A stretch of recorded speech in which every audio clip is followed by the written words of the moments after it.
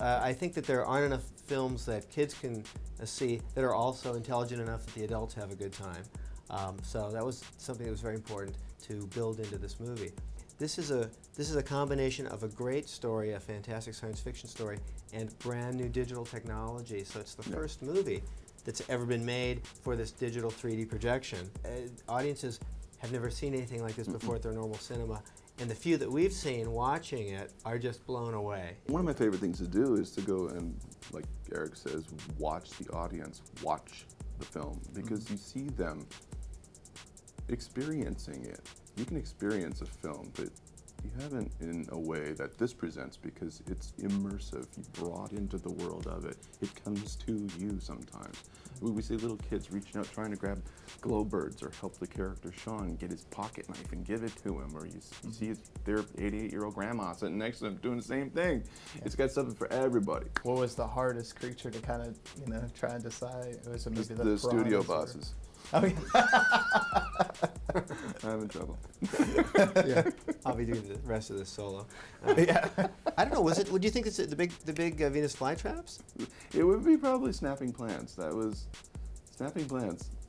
According to the studio bosses, wasn't supposed to be in the movie, but we ripped it off and decided we need it anyway. We're going to do it. We're shooting it. Ooh, what you gonna do about that? Huh? And so we gave him something.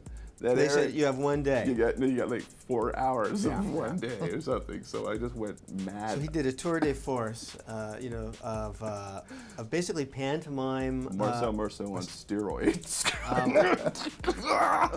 And this is not easy to do when you have all the time in the world. And basically it was like, faster, faster. Okay, we can do something else, do something else. But he did an amazing job.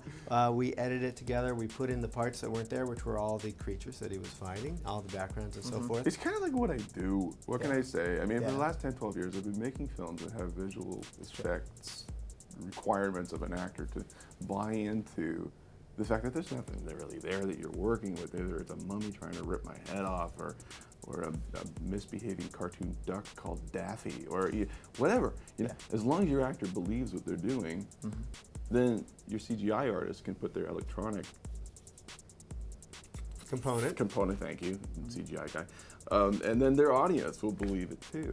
This is groundbreaking in terms of it's the first time that a live-action, feature-length, narrative-driven comic action family picture, preconceived of, shot in high-def 3D, has ever been done using the best of what the technology has to offer.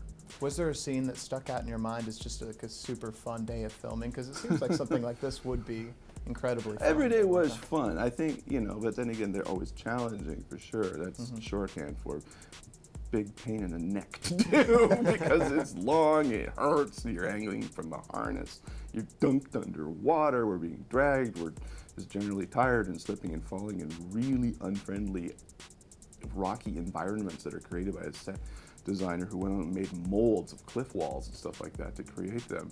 If I had to name a favorite sequence of mine, I would probably have to go with the raft sequence. It's great fun to watch. Wasn't much fun to make, because we spent 5 days underneath a rain tower getting drowned. I saw Ratatouille recently, so I won't say like rats. However, it was a soggy experience and exhausting for sure, but it paid off because it's so cool, and you haven't seen something like this in movies before. After I did George of the Jungle, I was going to the Singapore airport for some reason or another, and I looked down, and there was like a small child who had attached himself like this to my leg from the shin down and was like standing on my foot going, George.